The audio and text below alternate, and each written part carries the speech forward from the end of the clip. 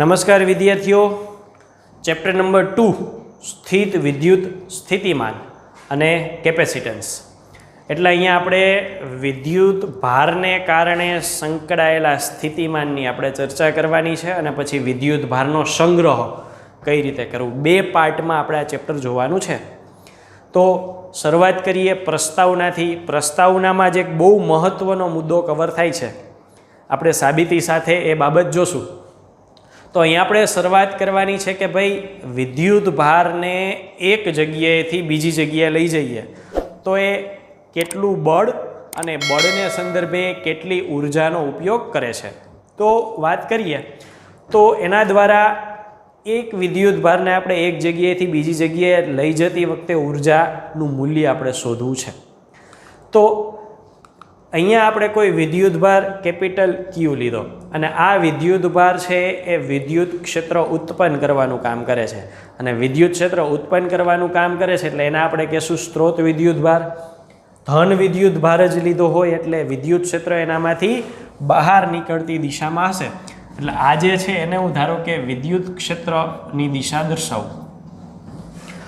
હવે બીજો એક વિદ્યુત ભાર સ્મોલ ક્યુ લઈએ છીએ, એના ઉપર શું અસર થાય એ ચેક કરવી છે એટલે સ્મોલ ક્યુને આપણે પરીક્ષણ વિદ્યુત ભાર કહીએ છીએ અને પરીક્ષણ વિદ્યુત ભાર શક્ય એટલો નાનો હોવો જોઈએ જેથી મૂળ વિદ્યુત ભાર પર કોઈ અસર કરે નહીં.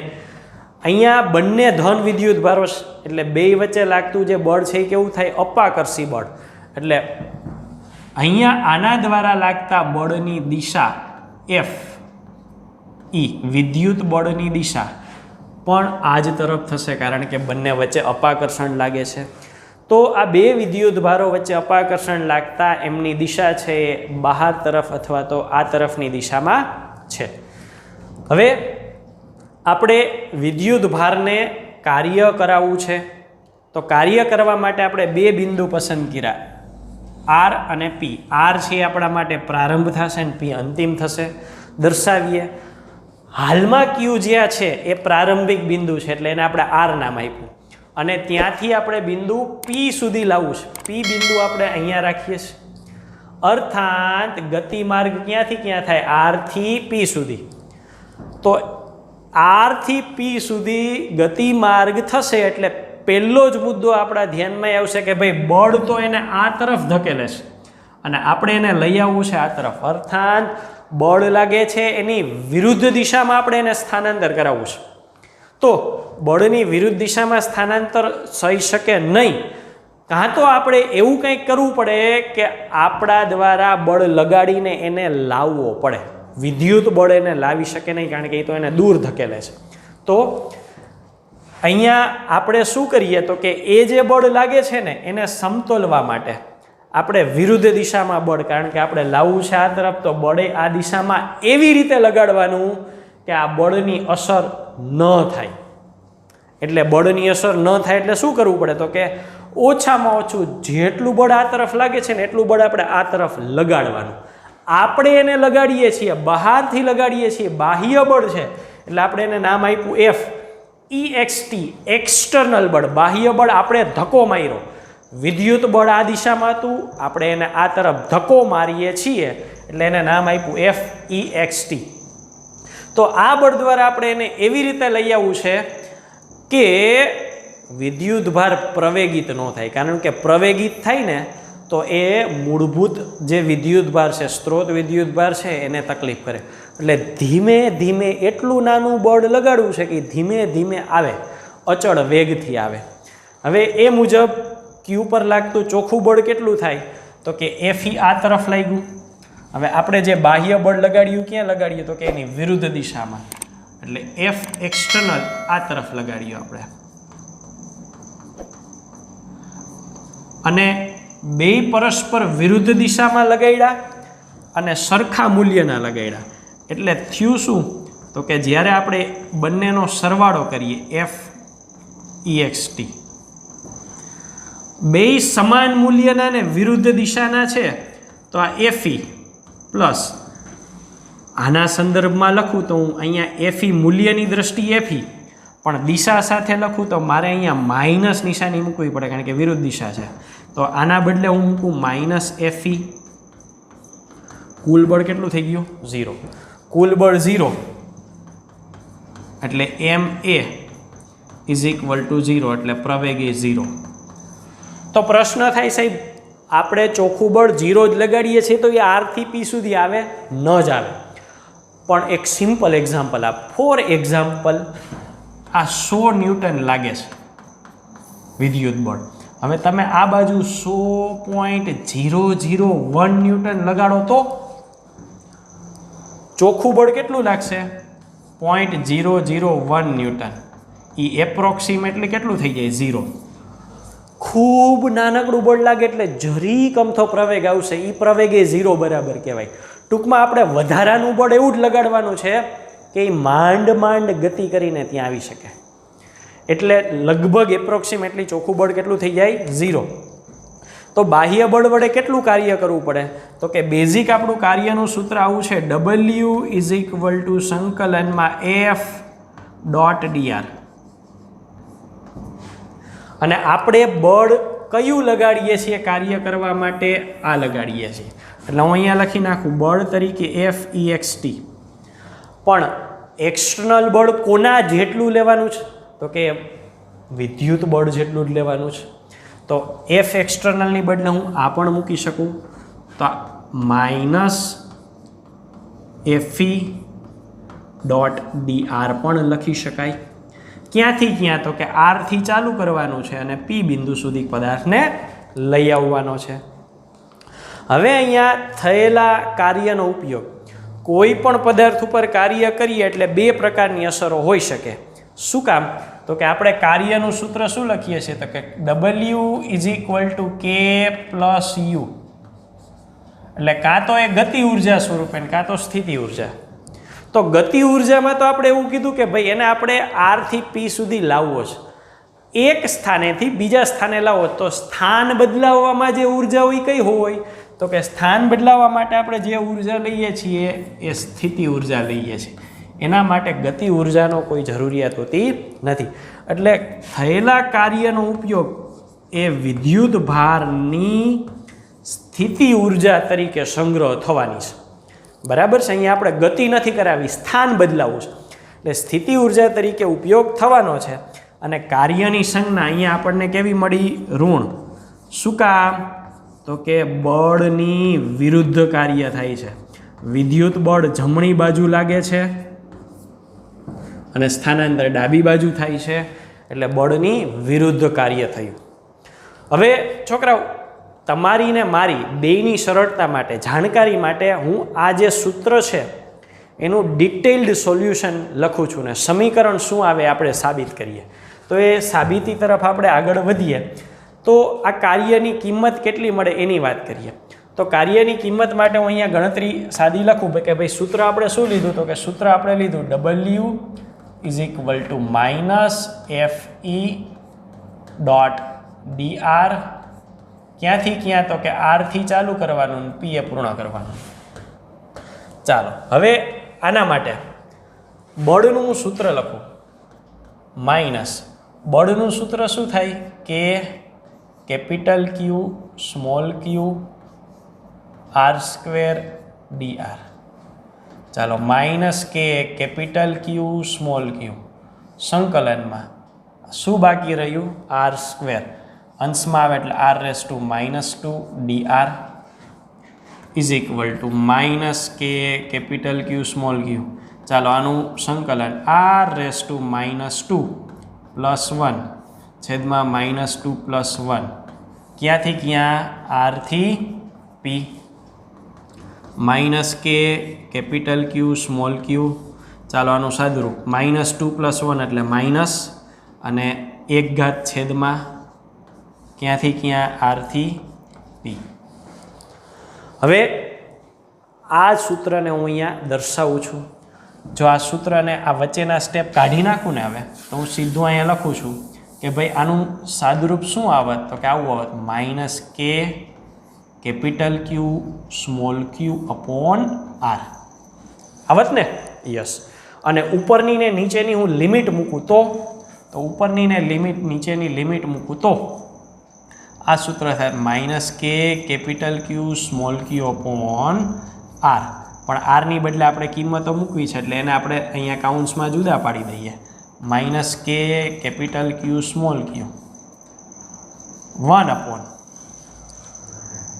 1 માઇનસ અહીંયા ઉપલી લિમિટ પી માઇનસ 1 આર.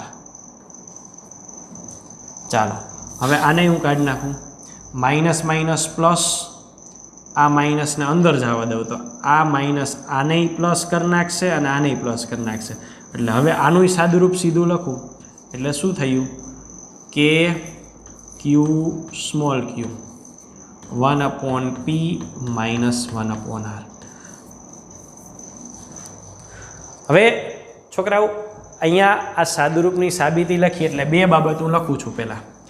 તો કે બે બાબત તરીકે એવું છે કે જો ડબલ્યુ તરીકે મેં આ ગણતરી કરી હોત તો સંકલનનો નિયમ છે કે સંકલનમાં જ્યારે લિમિટ ન મૂકીએ ને તો સંકલન કર્યા બાદ અચળાંક મૂકવો. અને બીજું, જો આપણી પાસે ફિક્સ હોય કે ભાઈ આપણે ક્યાંથી ક્યાં કરવાનું છે તો કે આરથી બિંદુ પી સુધી જવાનું છે, આ ફિક્સ છે, તો આપણે ઉપલી નીચલી લિમિટ મૂકીએ તો આ સમીકરણ આવે. તો આ છે એ બે સમીકરણો સાદુરૂપને અંતે મળીએ. ટેક્સ્ટ બુકમાં સાબિતી નથી પણ મારે અહીંયા બે મુદ્દા સાબિત કરવા છે એટલે મેં સાબિતી કરી. જોઈએ આગળ, હવે આનો ઉપયોગ કરીએ તો અહીંયા શું થશે તો કે અહીંયા આ જે છે એનો ઉપયોગ કરી અને આપણે અહીંયા લખીએ અગત્યના મુદ્દાઓમાં. કાર્યનો આધાર કોના ઉપર છે? જુઓ ધ્યાનથી સમીકરણ જુઓ છોકરાઓ. કે અચળાંક છે, કેપિટલ ક્યુ સ્ત્રોત વિદ્યુતભાર સ્મોલ ક્યુ પરીક્ષણ વિદ્યુતભાર, કેપિટલ પી અંતિમ સ્થાન અને આર અંતિમ પ્રારંભિક સ્થાન.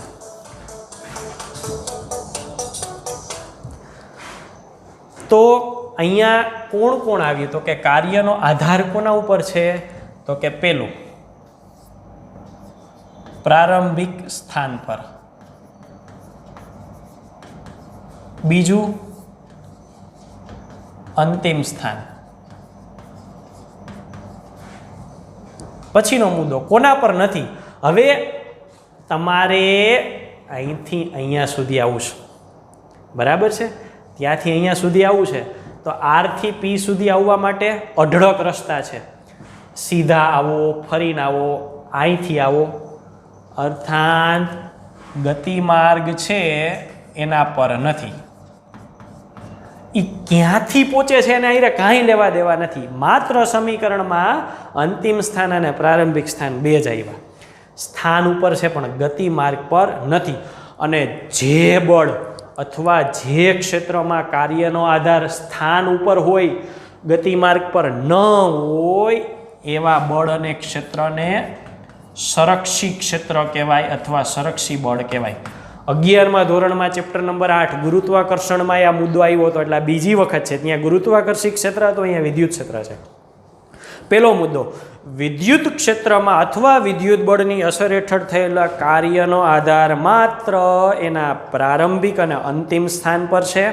એ કયા માર્ગે ગતિ કરીને પ્રારંભિકથી અંતિમ સુધી પહોંચે એની હારે કોઈ એને લેવા દેવા નથી, એની પર નથી. આપણું પહેલું તારણ છે. બીજું તારણ ઉપર આવીએ. હવે અહીંયા જુઓ જી, મેં પહેલું સૂત્ર શું લખ્યું તો કે પહેલું સૂત્ર લખ્યું કે ભાઈ મને એ ખબર નથી એટલે કે કાર્ય છે એને હું ખાલી આવું લખું F.dr. તો જવાબ શું મળ્યો તો કે જવાબ મળ્યો -k કેપિટલ ક્યુ સ્મોલ ક્યુ અપોન આર વત્તા અચળાંકનો સી. અને ધ્યાનથી જુઓ ને તો 11th ચેપ્ટર 8 આમાં ગુરુત્વીય સ્થિતિ ઉર્જાનું સૂત્ર થતું હતું Gm1m2/r. જ્યાં દળ છે ને ત્યાં અહીંયા વિદ્યુત ભાર આવી ગયા એટલે આને આપણે કહેતા હતા ગુરુત્વીય સ્થિતિ ઉર્જા. તો અહીંયા વિદ્યુત ભાર છે તો આને કહેવાય વિદ્યુત સ્થિતિ ઉર્જા.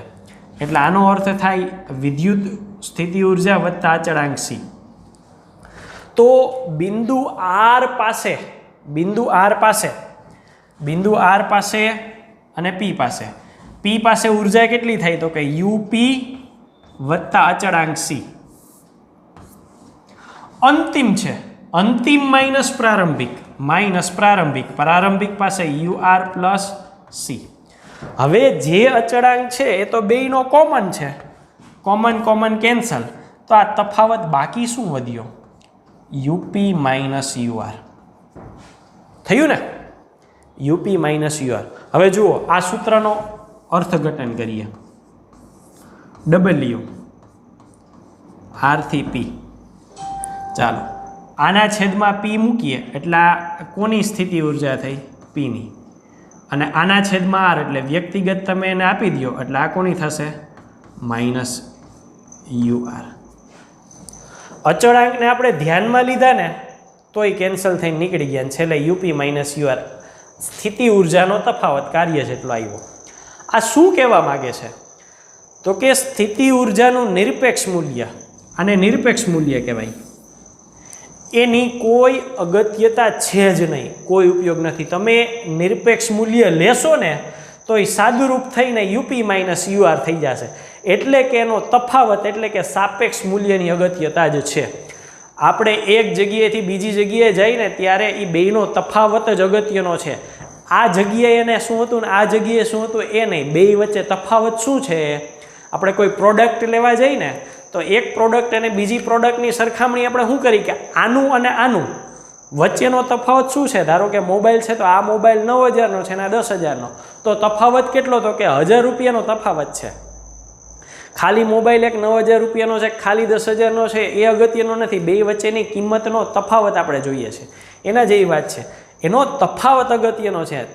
પી બિંદુ પાસે હું ઉર્જા હતી એનાથી કાંઈ લેવા દેવા નથી, આર પાસે હું હતી એના જ કાંઈ લેવા દેવા નથી, પણ આરથી પી જાય ત્યારે કેટલી ઉર્જા જોશે, કેટલો તફાવત છે એની અગત્યતા છે. હવે ઉદાહરણ તરીકે એવું માની લઈએ કે આર અનંત અંતરે હોય, તો જો આર અનંત અંતરે હોય ને તો આરની બદલે શું આવી જાય? ઇન્ફાઇનાઇટ. અને 1/ઇન્ફાઇનાઇટ એટલે કેટલા થઈ જાય? 0. તો આ સ્ટેપ છે એ 0 થઈ ગયું. તો આ UP minus 0 is equal two શું થયા? યુપી થયું. અને આરની બદલે શું આવી ગયું? ઇન્ફાઇનાઇટ. તો શું થાય? તો કે ડબલ્યુ ઇન્ફાઇનાઇટથી P is equal to UP થઈ જાય, કારણ કે યુ આર તો શૂન્ય થઈ ગયું. હવે ઇન્ફાઇનાઇટથી પીનો અર્થ શું થાય? આપણે અહીંયા એવું કહેતા કે આરથી પી સુધી લઈ આવીએ, પણ આરને તો આપણે અનંત મૂક્યું. તો ઇન્ફાઇનાઇટથી પી એટલે અનંત અંતરેથી પી સુધી લઈ આવ્યા. તો અહીંયા ઇન્ફાઇનાઇટથી પી એટલે વિદ્યુત ભારને અનંત અંતરેથી પી બિંદુ સુધી લાવવા કરવું પડતું કાર્ય. અને યુપી એટલે શું? તો કે યુપી એટલે વિદ્યુત ભાર જે છે ક્યુ વિદ્યુત ભારની પી બિંદુ પાસે સ્થિતિ ઉર્જા. તો આ બેયને ભેગા કરો ને તો આનો અર્થ એવો થાય કે કોઈ પણ બિંદુ પાસે વિદ્યુત ભારની સ્થિતિ ઉર્જા કેટલી હોય? તો કે એ વિદ્યુત ભારને અનંત અંતરેથી ત્યાં લાવવા જે કાર્ય કરવું પડે ને એ કાર્ય એનામાં ઉર્જા સ્વરૂપે સંગ્રહાયેલું હોય ને એ ઉર્જાનું સંગ્રહાયેલું સ્વરૂપ સ્થિતિ ઉર્જા જેટલું હોય છે. તો અહીંયા આપણને આ મુદ્દો શું આપે છે? તો કે આ મુદ્દાએ એવું કીધું કે ભાઈ અનંત અંતરેથી પી બિંદુ સુધી લાવીએ તો એ કાર્ય પી બિંદુ પાસેની સ્થિતિ ઉર્જા સ્વરૂપે સંગ્રહાયેલું હશે.